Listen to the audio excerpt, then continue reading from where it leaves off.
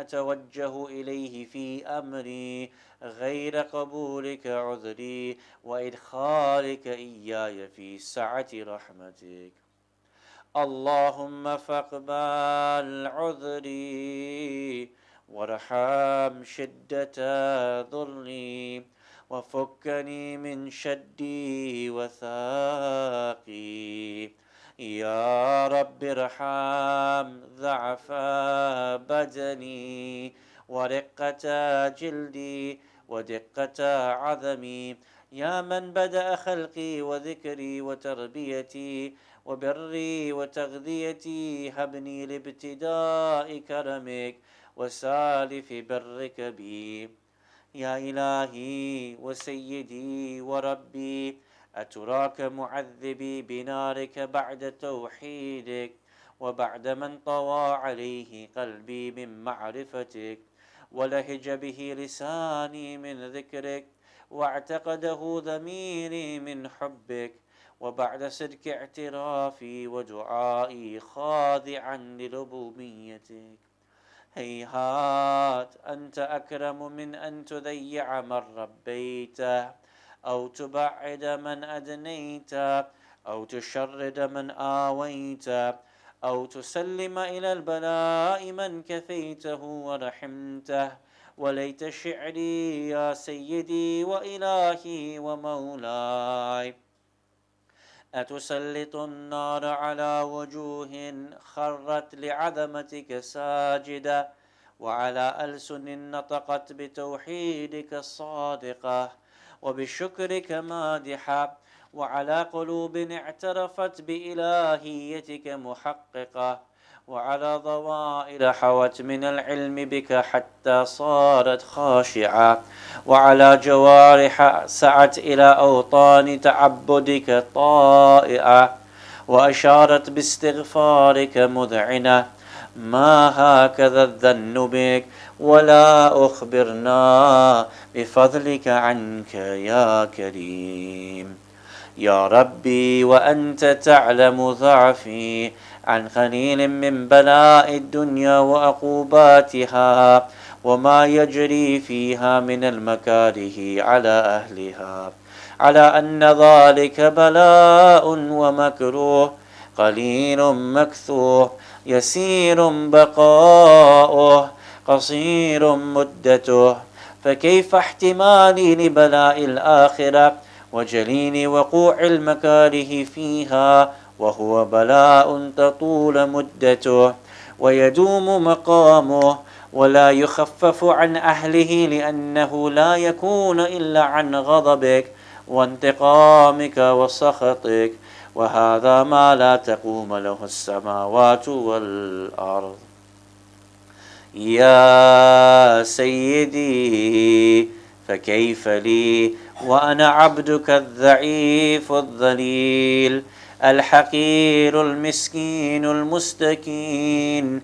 يا إلهي وربي وسيدي ومولاي، لأي الأمور إليك أشكوه ولما منها أضجه وأبكي لأليم العذاب وشدته أم لطول البلاء ومدته؟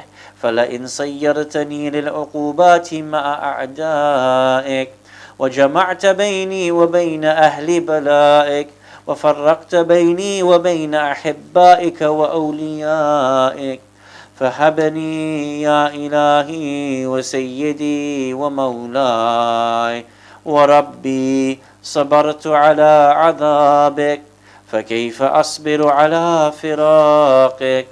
وهبني يا إلهي صبرت على حر نارك فكيف أصبر عن النظر إلى كرامتك؟ أم كيف أسكن في النار ورجائي عفوك؟ فبعزتك يا سيدي ومولاي أقسم صادقا لئن تركتني ناطقا لأذجن إليك بين أهلها ضجيج الآملين، ولأصرخن إليك صراخ المستصرخين، ولأبكين عليك بكاء الفاقدين، ولأنادينك أين كنت يا ولي المؤمنين. يا غاية آمال العارفين، يا غياث المستغيثين، يا حبيب قلوب الصادقين، ويا إله العالمين. أفتراك سبحانك يا إلهي وبحمدك تسمع فيها صوت عبد مسلم سجن فيها بمخالفته، وذاق طعم عذابها بمعصيته، وحبس بين أطباقها بجرمه وجريرته، وهو يذج إليك ذجيج مؤمل لرحمتك، ويناديك بلسان أهل توحيدك، ويتوسل إليك بربوبيتك يا مولاي. فكيف يبقى في العذاب وهو يرجو ما سلف من حلمك؟ أم كيف تؤلمه النار وهو يأمل فضلك ورحمتك؟ أم كيف يحرقه لهيبها وأنت تسمع صوته وترى مكانه؟ أم كيف يشتمل عليه زفيرها وأنت تعلم ضعفه؟ أم كيف يتقلقل بين أطباقها وأنت تعلم صدقه؟ أم كيف تزجره زبانيتها وهو يناديك يا رباه؟ أم كيف يرجو فضلك في إتقه منها فتتركه فيها؟ هيهات ما ذلك الذن بك، ولا المعروف من فضلك، ولا مشبه لما عاملت به الموحدين من برك وإحسانك. فباليقين أقطع لولا ما حكمت به من تعذيب جاحديك وقضيت به من إخلاد معانديك لجعلت النار كلها بردا وسلاما، وما كان لأحد فيها مقرا ولا مقاما. لكنك تقدست أسماؤك وأقسمت أن تملأها من الكافرين من الجنة والناس أجمعين، وأن تخلد فيها المعاندين، وأنت جل ثناؤك قلت مبتدعا وتطولت بالإنعام متكرما. أفمن كان مؤمنا كمن كان فاسقا لا يستوون. إلهي وسيدي، فأسألك بالقدرة التي قدرتها وبالقضية التي حتمتها وحكمتها وغلبت من عليه أجريتها، أن تهب لي في هذه الليلة وفي هذه الساعة كل جرم أجرمته، وكل ذنب أذنبته، وكل قبيح أسررته، وكل جهل عملته كتمته أو أعلنته، أخفيته أو أظهرته، وكل سيئة أمرت بإثباتها الكرام الكاتبين الذين وكلتهم بحفظ ما يكون مني وجعلتهم شهودا علي مع جوارحي، وكنت أنت الرقيب علي من ورائهم والشاهد لما خفي عنهم، وبرحمتك أخفيت وبفضلك سترت، وأن توفر حظي من كل خير أنزلت أو إحسان فضلت أو بر نشرت أو رزق بسطت أو ذنب تغفره أو خطأ تستره. يا ربي يا ربي يا رب يا ربي يا إلهي وسيدي ومولاي ومالك رقي، يا من بيده ناصيتي، يا عليما بضري ومسكنتي، يا خبيرا بفقري وفاقتي.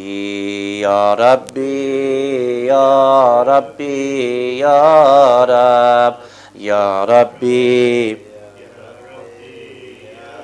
أسألك بحقك وقدسك وأعظم صفاتك وأسمائك أن تجعل أوقاتي من الليل والنهار بذكرك معمورة، وبخدمتك موصولة، وأعمالي عندك مقبولة، حتى تكون أعمالي وأورادي كلها ولدا واحدا، وحالي في خدمتك سرمدا.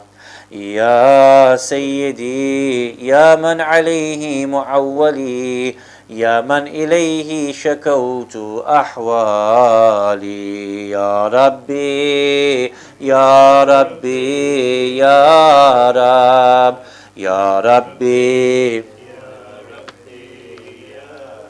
قو على خدمتك جوارحي، واشتد على العزيمة جوانحي، وهب لي الجد في خشيتك والدوام في الاتصال بخدمتك، حتى أسرح إليك في ميادين السابقين، وأسرع إليك في البارزين، وأشتاق إلى قربك في المشتاقين، وأدنو منك دنو المخلصين، وأخافك مخافة الموقنين، وأجتمع في جوارك مع المؤمنين.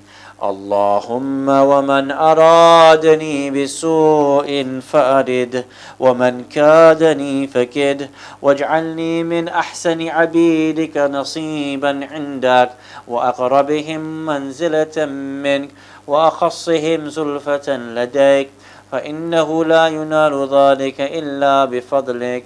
وجد لي بجودك، واعطف علي بمجدك، واحفظني برحمتك، واجعل لساني بذكرك لهجا، وقلبي بحبك متيما، ومن علي بحسن إجابتك، وأقلني عثرتي، واغفر زلتي، فإنك قضيت على عبادك بعبادتك، وأمرتهم بدعائك، وضمنت لهم الإجابة. فإليك يا ربي نصبت وجهي، وإليك يا ربي مددت يدي، فبعزتك استجب لي دعائي، وبلغني مناي، ولا تقطع من فضلك رجائي، واكفني شر الجن والإنس من أعدائي. يا سريع الرضا، يا اغفر لمن لا يملك إلا الدعاء، فإنك فعال لما تشاء. يا من اسمه دواء، وذكره شفاء، وطاعته غنى، ارحم من رأس ماله الرجاء، وسلاحه البكاء. يا سابغ النعم، يا دافع النقم، يا نور المستوحشين في الظلم، يا عالما لا يعلم، صل على محمد وآل محمد، وافعل بما أنت أهله. وصلى الله على رسوله والأئمة الميامين من آله، وسلم تسليما كثيرا كثيرا.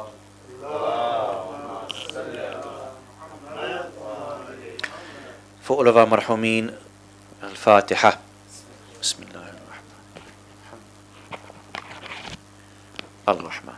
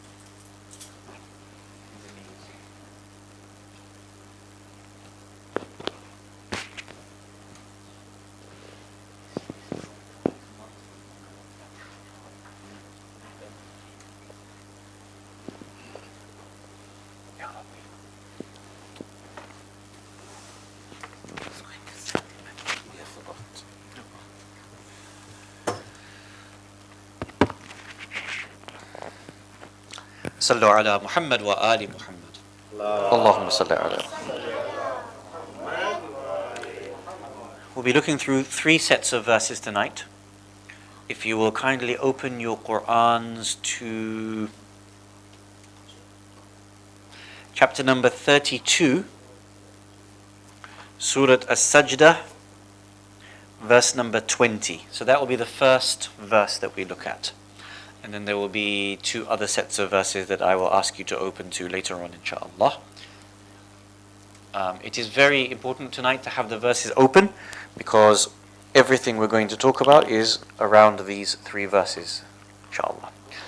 You may have heard that our dear brother Tariq Bhai, his mother passed away today in the city of Birmingham.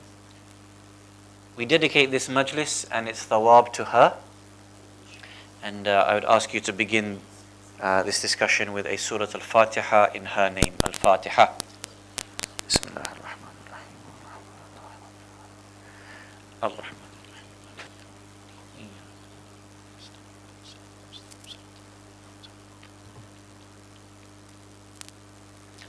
أعوذ بالله من الشيطان الرجيم. بسم الله الرحمن الرحيم. الحمد لله رب العالمين. الحمد لله الذي هدانا لهذا وما كنا لنهتدي لولا أن هدانا الله. والصلاة والسلام على أشرف الأنبياء والمرسلين خاتم النبيين سيدنا الممجد بشير المصدق المصطفى الأمجد محمود الأحمد أبي القاسم محمد. اللهم صل على محمد وعلى أهل بيته الطيبين الطاهرين المعصومين ولعنة الله على الظالمين من الأولين والآخرين. أما بعد، فقد قال الله سبحانه وتعالى في كتابه المجيد وفرقانه الحميد وقوله الحق. بسم الله الرحمن الرحيم. وأما الذين فسقوا فمأواهم النار كلما أرادوا أن يخرجوا منها أعيدوا فيها وقيل لهم ذوقوا عذاب النار الذي كنتم به تكذبون. آمنا بالله. صدق الله العلي العظيم. صلوا على محمد وآل محمد.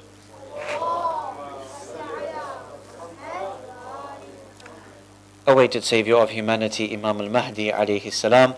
My respected brothers and sisters, Assalamu alaikum jami'an wa rahmatullahi wa barakatuh. Over the time that... Sheikh, can you just repeat that verse? Yes, Surah As-Sajdah, chapter 32, verse number 20. And we'll have other verses inshallah. Is it possible to turn the mic up a little bit? Just a little bit at the moment? Thank you. Over the time in which we've been together, it is clear that we have made the Qur'an the central feature of our discussions. By now you know that the rule for our majlis is that you open your Qur'ans and that we read the ayat together so that we benefit from it. You also know that we, inshallah, will be going away for a few months on sabbatical. Inshallah, we'll be able to have another session next month. But I want to be able to sort of leave with something over these few months, some space for us to be able to think about and practice together, inshallah. Please. Yes, absolutely. Of course, the sisters definitely have to come in. It was my fault. I should have invited you beforehand. I'm sorry. I apologize. Let's welcome our sisters with a loud salawat ala Muhammad wa ali Muhammad. Allahumma salli ala Muhammad wa ali Muhammad wa ajjal fadlih.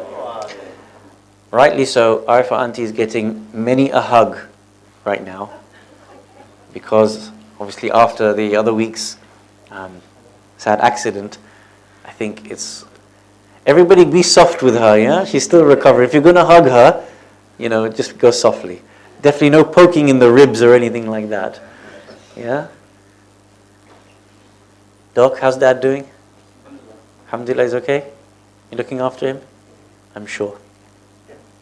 Did you lose tonight? Sallu ala Muhammad wa ali Muhammad.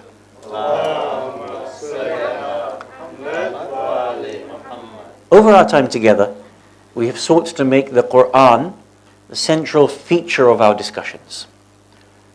Everything begins through the Quran, and we always tie the matters back to the Quran. And you know that we have this sort of rule where we ask you to open the Quran and read the verses for yourself. Imagine how many ayat we would have learnt over these almost 2 odd years, and how comfortable we've become with opening the Quran to different chapters. Nowadays we say chapter this, we say this chapter name, people know it. It's become part and parcel of the fingertips every week for our program. And so, of course, inshallah, we hope to have programs whilst we're away on sabbatical, but we want to leave you with something practical for you and I to take away. We continue to practice it over these coming months, inshallah, until we have chance to meet up again, maybe at the beginning of May. In the series in Shahr Ramadan, we talked about tadabbur mawdu'i, how to be able to take a subject from the Quran and study it. And we showed different techniques. Another method of tadabbur, pondering upon the Quran, reflecting upon the Quran, is known as tadabbur upon the siyaq of an ayah. And don't worry about the Arabic. I'll use it interchangeably. I'll mention siyaq, siyaq, siyaq, so you get used to the term. But what the word siyaq means is sort of the context or the coherence in a verse. Let me explain very simply. Let's say we have a verse. Inside the verse, there has to be an internal coherence. The first part of the verse and the second part of the verse, they have to make sense with each other, don't they? Right? If Allah subhanahu wa ta'ala is going to give us a verse, the first part may talk about X, the second part may talk about Y, but X and Y must have a relationship with one another. This is called the siyaq, the internal coherence of that ayah. There's not only coherence within one ayah, there is also coherence between subsequent verses, one ayah and the subsequent ayah after that. So verse number 10 and verse number 11 must also relate to one another. It wouldn't make sense for Allah subhanahu wa ta'ala to say something and inside the ayah it doesn't have a context.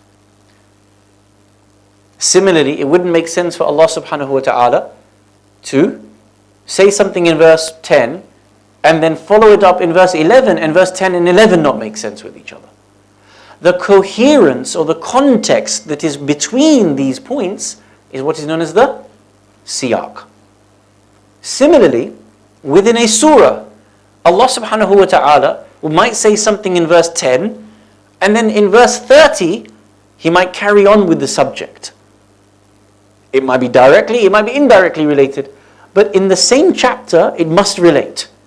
When you read a book and you read a chapter, everything relates within that chapter to each other, don't they? The event, the issue, the topic must relate to each other. So if something is being spoken about in verse 10, you might notice that Allah is picking it up again in verse 30.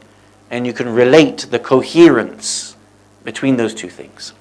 This context, this internal context or internal coherence is called the siyaq of the ayah.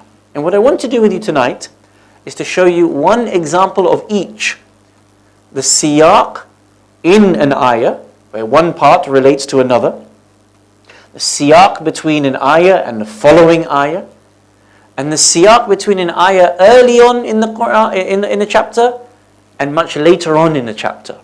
And to see how when you read the Quran for yourself, you can pick out these points. And when you think about the verses for yourself, when you ponder upon these verses, you have the technique of tadabbur ala siyaq, upon the siyaq of an ayah, the coherence or the context that is mentioned within the ayah. It won't be too difficult, it won't be too laborious, but inshallah if you can make a note of that, even on your phones or whatever, and you see how it develops, inshallah over the discussion you'll see how simple actually this technique, this practice is. So please open your Qur'ans to chapter number 32, Surah As-Sajdah, verse number 20.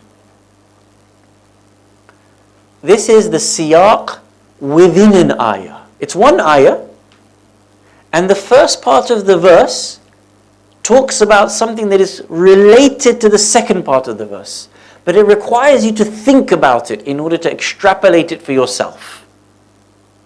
And without us taking the time to think about it, we would not be in a position to be able to extrapolate the relationship between the first part of the ayah and the second part of the very same ayah. So let's read it together, inshaAllah. Bismillahir Rahmanir Rahim. وَأَمَّا الَّذِينَ فَسَقُوا فَمَأْوَاهُمُ النَّارِ. As for those who transgress, now I don't want to use the English here. وَأَمَّا الَّذِينَ فَسَقُوا. Does anyone know the root here of فَسَقُوا? What's the three root letters? Fisq. فَسَقَ. What's fisq?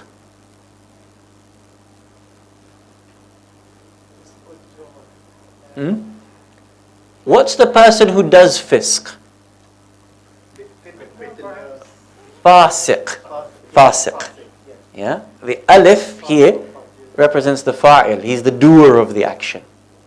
So he's a fasiq. What's a fasiq? A fasiq is a mischief maker, a troublemaker. Yeah. He causes fitna. He causes sedition, problems within the community, within a family, within a business. A fasiq is a troublemaker, a mischief maker. So let's reread it. وَأَمَّا الَّذِينَ فَسَقُوا. As for those who did fisq, as for those who were mischief makers, فَمَأْوَاهُمُ النَّارِ. Their abode will be the hellfire. Very simple, isn't it, at this point? Nothing too difficult for us to understand. If you're a consistent troublemaker and you're causing trouble for a community, for a family, Allah says the punishment is fire. Okay. Now here comes the next part of the ayah, and we want to relate it from the first part of the ayah to the second part of the ayah, which is called the siyaq. كُلَّمَا أَرَادُوا أَن يَخْرُجُوا مِنْهَا أُعِيدُوا فِيهَا. Whenever they desire to go forth out of the fire, they try to exit the fire, they try to escape the fire. كُلَّمَا, every time, أَرَادُوا, they want to, أَن يَخْرُجُوا مِنْهَا, escape from it, أُعِيدُوا فِيهَا, they would be returned back into it, the fire. Again, quite plain, isn't it? They will be in Jahannam, may Allah protect us, and they will try to exit it. But every time they try to exit it, they will be taken back into it. Simple, isn't it? I mean, at this point, it's really quite simple. Now, if you are going to ponder upon this, there must be a relationship between أَمَّا الَّذِينَ فَسَقُوا فَمَأْوَاهُمُ النَّارِ and كُلَّمَا أَرَادُوا أَن يَخْرُجُوا مِنْهَا أُعِيدُوا فِيهَا. How do we ponder upon this? And what do we do in order to extrapolate the relationship between the first part of the ayah and the second part of the ayah? The first thing we notice about this ayah is that Allah is talking about a specific group of people. Which group of people is Allah talking about? Ahsant, the fasiqun. Correct? So you know, Allah talks about different groups of people in the Quran. When He talks about a specific group, is He just talking about it because it's poetry, or because it sounds nice, or He just picked it out of a hat? Did Allah pick out the word fasaqu out of a hat and say, that's what I'm deciding to put in Revelation? No, it's very specific, isn't it? Allah is talking about this specific group of people. He didn't say, وَأَمَّا الَّذِينَ أَشْرَكُوا, those who do shirk. He didn't say, أَمَّا الَّذِينَ كَذَّبُوا, those who lie. He said, أَمَّا الَّذِينَ فَسَقُوا, those who do mischief. So we know here that when we're doing tadabbur, We have to focus on the idea that Allah is talking about a specific group of people or a specific behavior of people. وَأَمَّا الَّذِينَ فَسَقُوا فَمَأْوَاهُمُ النَّارُ كُلَّمَا أَرَادُوا أَن يَخْرُجُوا مِنْهَا أُعِيذُوا فِيهَا. That's something quite new. Allah doesn't tell us in any other place in the Quran that when they try to escape Jahannam, they get returned back into it. It's obviously a very tough thing to think about, but we have to try to bring it out. If there was a fire here, God forbid, we would try to escape, wouldn't we? We have an exit there, we have an exit there, we have an exit there, we could break the window, we have an exit there. But imagine if there's no exit. So Allah is saying, when they're in the Jahannam, they try to leave it, but actually they're turned back into it. Who turns them back? The Malaika. They're the guards of this room of Jahannam. Okay. Allah doesn't tell us anywhere else in the Quran that He turns people back into Jahannam. This is quite a unique verse. So here we have to relate the first part to the second part. Fasiqun, mischief makers, and a specific punishment. Specific type of people, specific type of punishment. Specific type of people, specific type of punishment. There is a siyaq, an internal coherence and context between the people that Allah is speaking about and the specific punishment that Allah is speaking about. And you know this already. If I tell you this is a particular act, you say this is the reward for the act. Right? If I said to you, we talked about this last week, Qaradul Hasana. Right? It's a specific reward, isn't it, in the Quran? أَضْعَافًا كَثِيرًا, Allah says. He gives you multiple rewards. Act, specific reward. Specific act, specific reward. Specific act, specific punishment as well for it. Now when we read the Quran with tadabbur, a lens that allows us to actually think about what's being said, the mutadabbir, the ponderer of the Quran, does not rush ahead. He pauses, she pauses, and they think about what's being said to them. What is the relationship, the coherence between those who do fisq and this particular punishment, that when they try to escape, they are turned back into the hellfire? What do you think?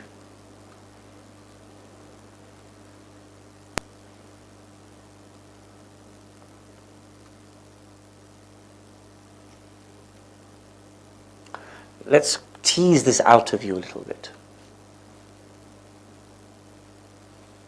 A mischief maker in the community, by and large, do they tend to get away with it? They do. You normally see that he's the guy sending the WhatsApp messages, sending the emails. He's the one who's speaking in corners. You know? So the mischief maker is only a mischief maker because they think they can get away with it. Otherwise, if you were a mischief maker once and you got caught, you're never a mischief maker again. That's it, khalas, you've been dealt with. The mischief maker is generally the one who gets away with it. And a lot of time the mischief maker feels like they can get away with it. Why? Because they've got a lot of power. Sometimes they've got a lot of wealth. Sometimes they've got a lot of backup around them. Look, our friend Andrew, I think his mum, before she died last month, what did she pay? It was like 12 million or something. You know what I'm talking about, right? Yeah. I'm being sensitive, there's kids here. So Andrew, he was engaged in a certain type of behavior, or so we understand. Right? And when he got busted for it, they paid off the witnesses and said, look, this is the deal. Right?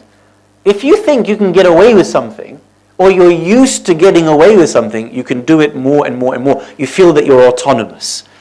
Elizabeth, I think it was 12 million or 13 million. Maybe you know it better than me. You can search it on Google now. Doc, what was the figure? What was the figure that Elizabeth paid to have... It was 12 million. Was it 12 million? Yeah? So for أَمَّا الَّذِينَ فَسَقُوا, those people who are fasiqeen, they really mess about. The problem with the fasiq is that they think that they can get away with it. And often in life, they do get away with it, as Andrew has demonstrated. But does Andrew get away with it in akhirah? No. So what do you see here? Allah is mentioning a specific punishment for a specific act. He says they try to escape, but they'll be returned back. They won't be able to escape the punishment. Now that we've kind of teased it out a little bit, what do you think is the siyaq? What is Allah telling us here? No way out for the fasiq. The fasiq in dunya, a trait is that they normally imagine that they can escape, they get away with what they do. They're the ones that can set off the bombs in the community and leave everybody to pick up the pieces. They're the ones that can transgress the boundaries and leave other people in a heap on the floor, broken souls, and get away with it.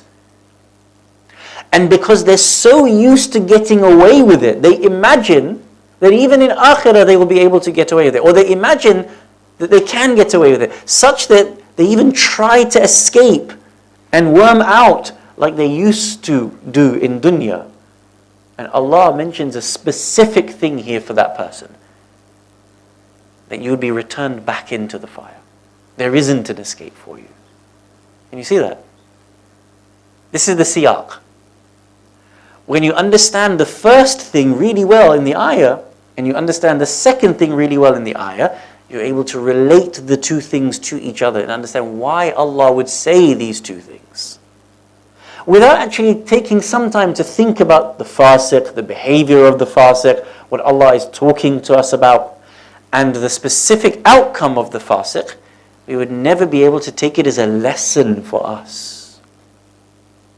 God forbid if I am a mischief maker, or someone who thinks that my behavior is never going to be called out, or I'm never going to be punishable for my behaviors.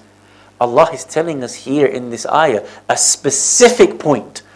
That not only will your behavior be punished, your behavior is such that you imagine that you can get away with it. Actually, no, you will not be able to get away with it. It will be returned back. You will be returned back to face the consequences of what you have done. There's a direct relationship here between acts in dunya and the acts that come about in akhirah. This is siyaq, the internal coherence between one part of a verse and another part of the very same verse. Has that made sense to you? Is that okay? It's not too tough? I mean, once you tease it out, it becomes easier, right? But as we say, it takes time. You need to think about these things and ask and ponder and question. So let's have a look now. The same idea of siyaq between a verse and the subsequent verse. So if you open your Qur'ans to chapter number 7, please, Surah Al-A'raf.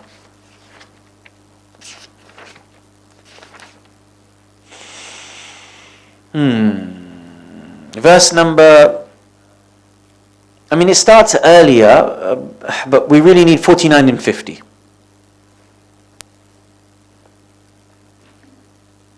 But we'll start with 48. But actually our focus will be 49 and 50. Okay? Everybody's there? Chapter 7, Al-A'raf, verses 48, 49, 50.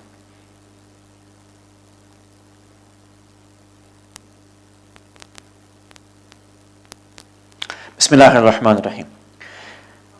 ونادى أصحاب الأعراف رجالا يعرفون بسيماهم قالوا ما أغنى عنكم جمعكم وما كنتم تستكبرون. And the dwellers on the elevated places of Jannah shall call out to people whom they recognize by the marks on their faces. It means that when you're in Jannah, you will recognize other people from Jannah by the nur on their faces. You will call out to them. You will also recognize people in Jahannam by the darkness in their faces. And you'll say to them, those people in Jahannam, you, inshallah, in Jannah, on the A'raf, on the highest levels, you will call out and you will say to people in Jahannam, مَا أَغْنَى عَنْكُمْ جَمْعُكُمْ وَمَا كُنْتُمْ تَسْتَكْبِرُونَ. Of no avail was it to you, all the things that you amassed, whilst you were behaving so haughtily. Now, you will turn to the people of Jannah, and you will say the following. أَهَؤُلَاءِ الَّذِينَ أَقْسَمْتُمْ لَا يَنَالُهُمُ اللَّهُ بِرَحْمَةٍ. You will say to the people of Jahannam about the people of Jannah. You will address the people of Jahannam, and you will say, are these the ones that you thought Allah would have no mercy on? This is a very important part of the verse.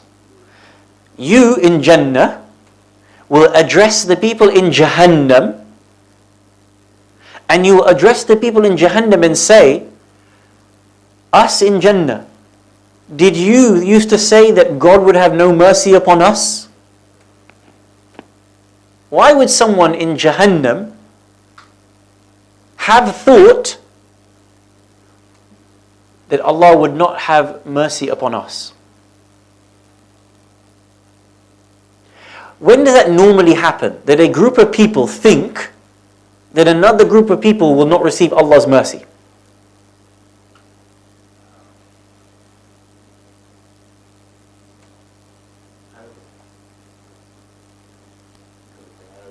Because of their arrogance.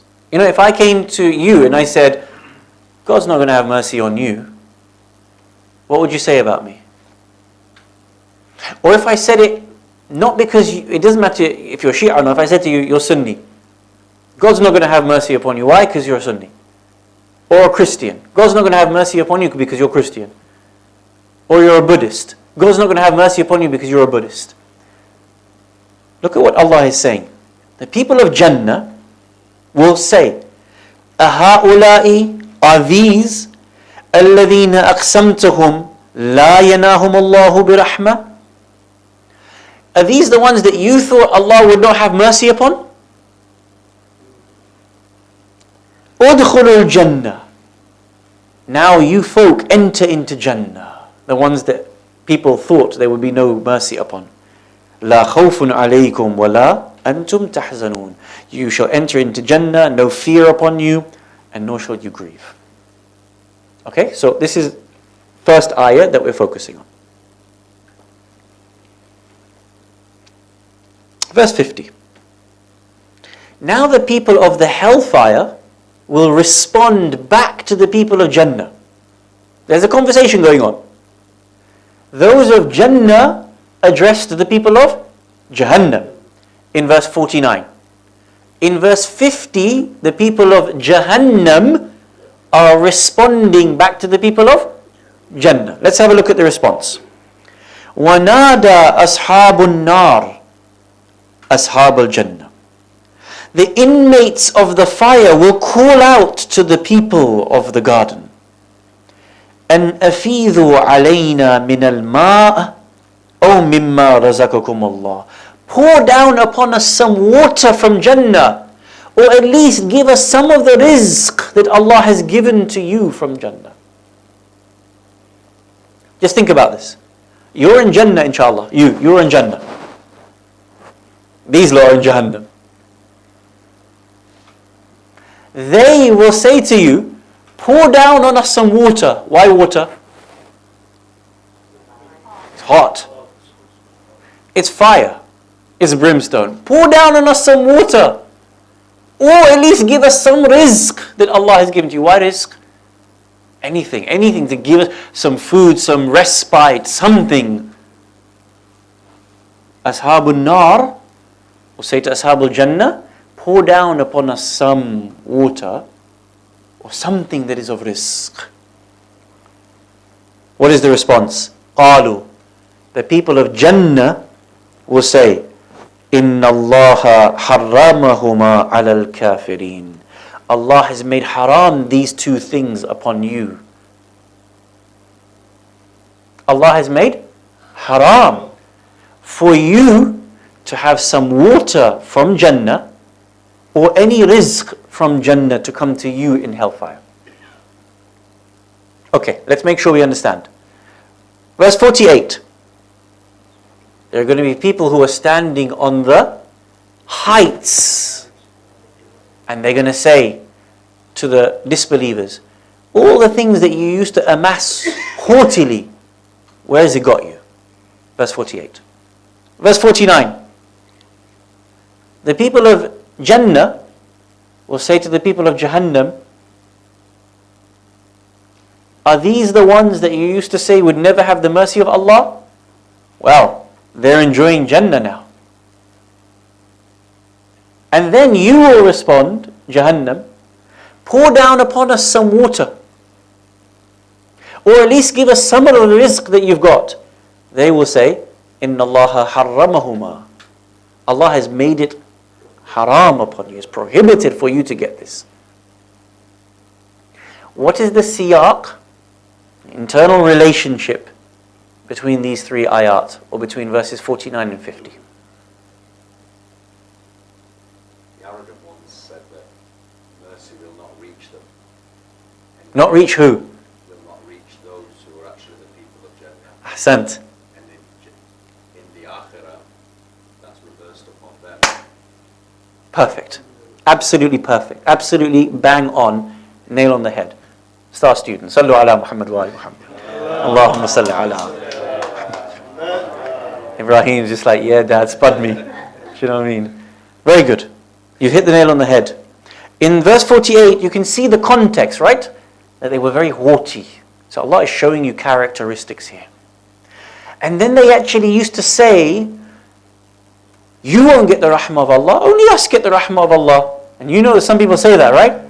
Shi'as say it about Sunnis say it about everybody else says it about everybody else. Everybody's going, you're not getting Jannah, you're not getting Jannah, you're not getting, only me, I'm getting Jannah. So then, they will say, are these the ones that you said weren't getting Jannah? You mean the ones that are actually in Jannah? All you can do is say, please, I can't argue. I'm not here to have a theological debate with you. I'm in Jahannam. Pour down on me some water so I can stave off the fire of hell. Or just give me some of the rizq that you've got. They will respond, it's not my decision. Inna Allah harramahuma alaykum. Allah has made it haram upon you. Now why would Allah make haram a piece of Jannah coming here, as you just heard? This group was so haughty, so arrogant, and saying, no, you don't get Jannah. No rahmah of Allah for you. Allah says, where did you make this decision from? You were so arrogant. Now the reversal has taken place. Now there's no mercy for you in Jahannam. You see? This is known as the siyaq of the ayah. To be able to relate these verses and just say, there must be some coherence here. If Allah's told me X in verse 48, Y in 49, Z in 50, just let me think through it one by one, and then piece it together and understand the coherence between them. Easy or tough? Fairly easy? As in, once you know how to do it, it becomes easier. Right? Last set of ayat, inshallah. Turn, if you will, to chapter number 79 of the Quran. Yeah, I think it's... Yeah, Surah An-Nazi'at, 79. And you're going to need verses at the beginning of the surah and a verse at the end of the surah. Right? So there's an internal coherence within an ayah. Internal coherence within verses next to each other. And even in one surah, there is always internal coherence between the verses from disparate parts of the surah itself. Surah An-Nazi'at, verse number 10, 11, and 12.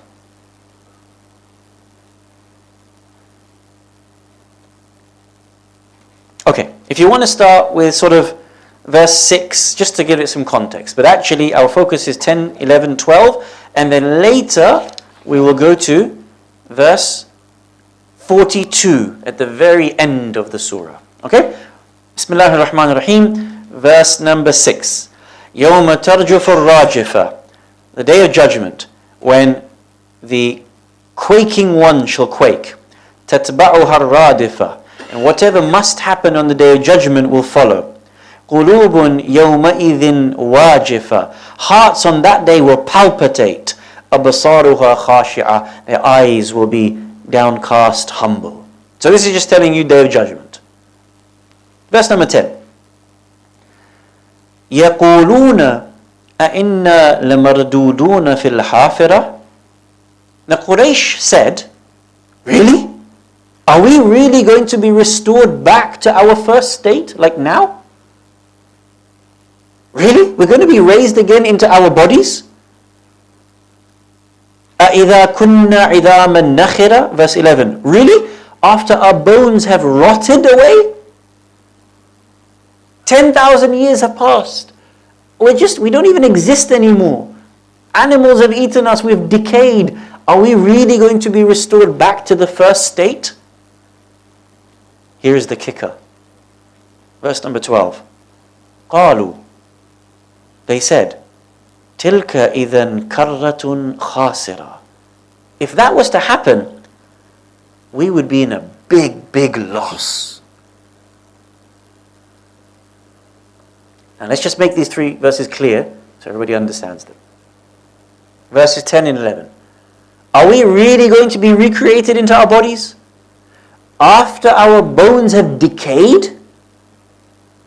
قالوا إذن تلك كرة خاسرة. If that really happens, we're going to be in a big, big loss.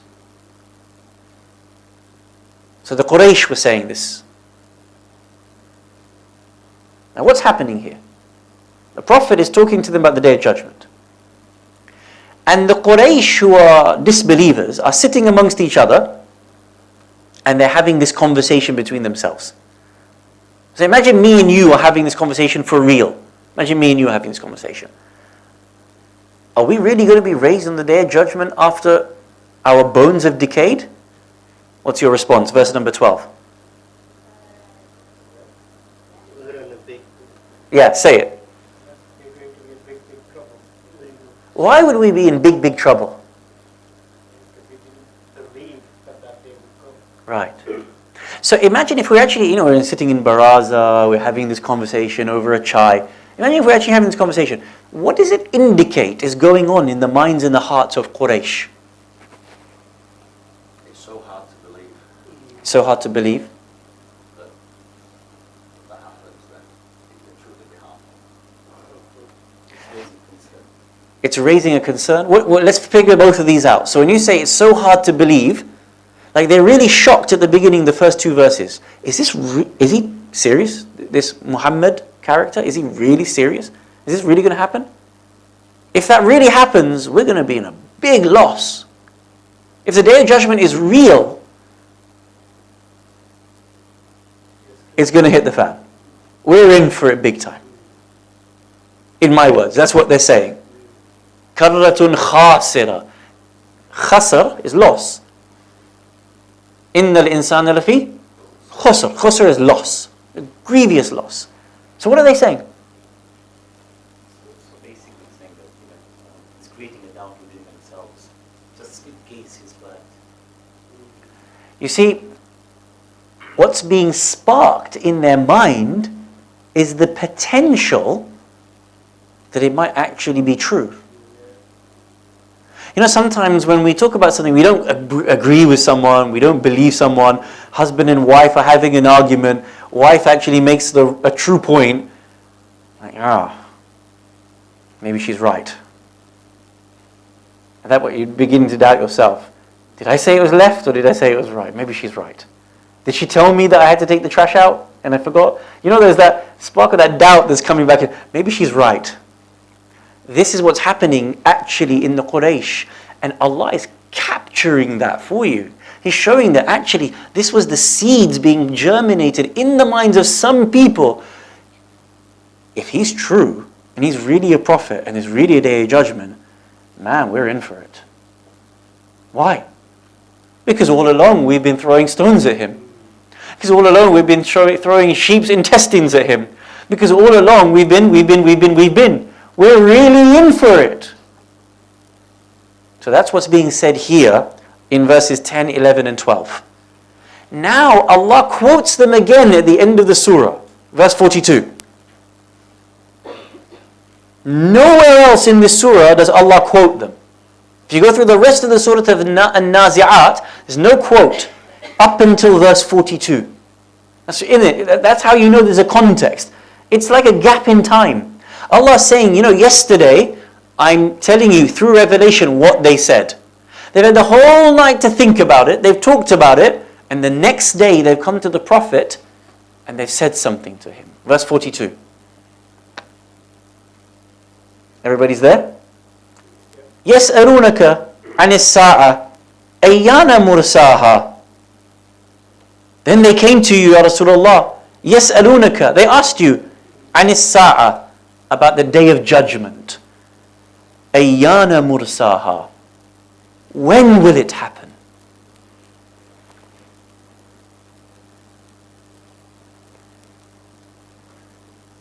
Now place yourself into this real conversation, this real dialogue that's happened. Yesterday you were staunch polytheists. And then you guys have been chatting, talking, thinking, man, if this is real, we're up the creek without a paddle. What do we do? So you decide to come to the Prophet and you ask him, the first question you ask him, يَسْأَلُونَكَ أَيَّانَ مُرْسَاهَا. When is the day of judgment going to take place? Is that a sensible question or not a sensible question?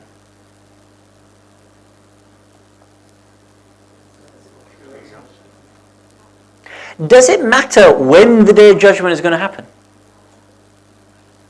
So that they may get time to repent, or Well, let's say it's tomorrow, or let's say it's in 10,000 years. What should be the critical factor now? Here and now. It's going to happen, so you wouldn't really ask, when is it going to happen? What would you ask? How do I save myself from the loss that I've realized? That if you really think about the question itself is not an important question, is it? When is the day of judgment going to happen? Well, it's in the knowledge of Allah. Even the Prophet doesn't know when it's going to happen. Let's say the Prophet answered you. Let's say he answered you. Right, well, it's going to happen in the year 3218 AD. What use is that information to you?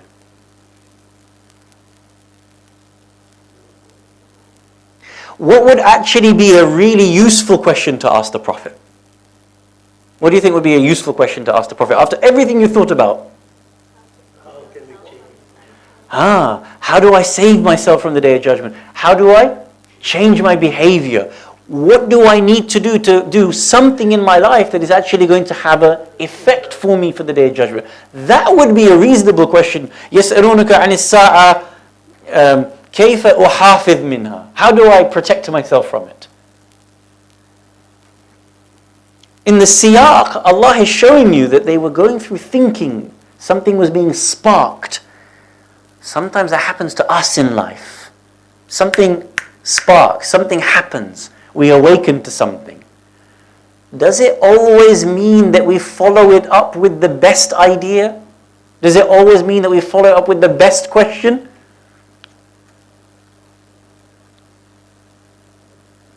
Sometimes as human beings, we may fall back into the trap, or we may fall short.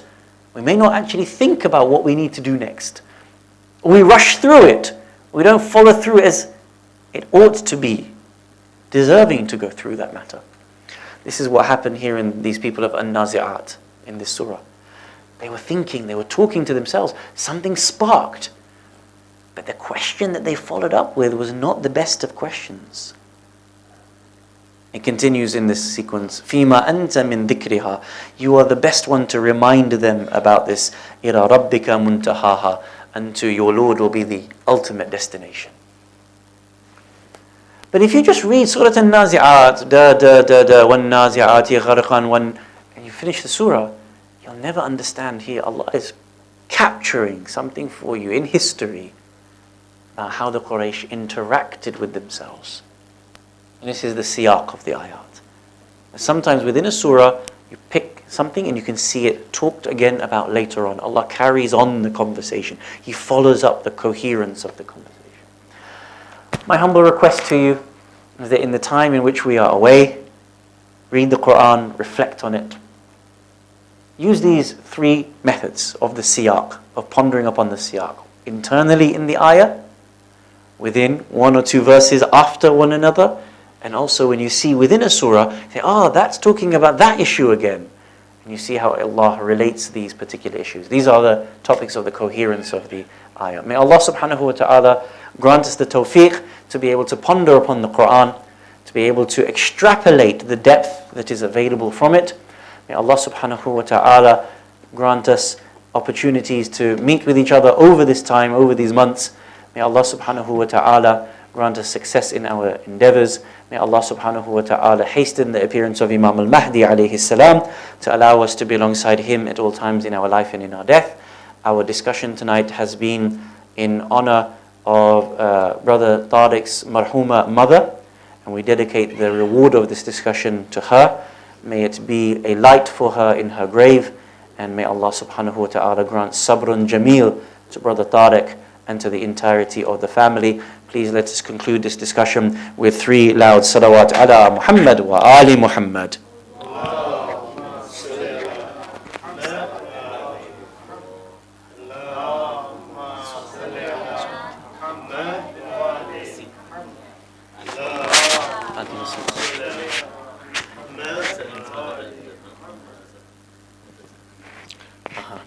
Bismillahir Rahmanir Rahim. We also have a request for dua.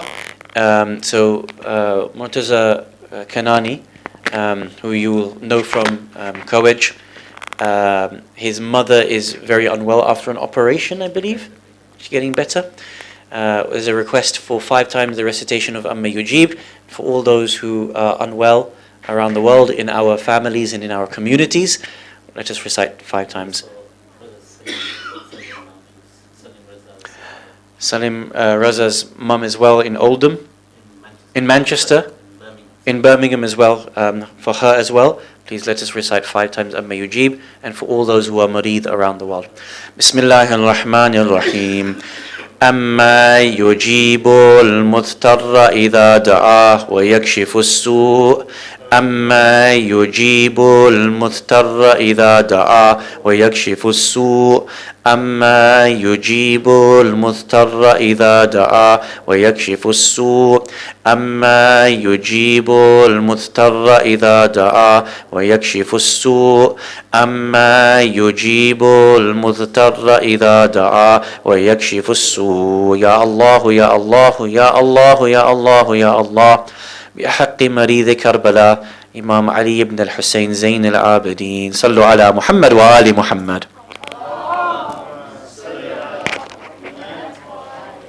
Please stand for ziyarah.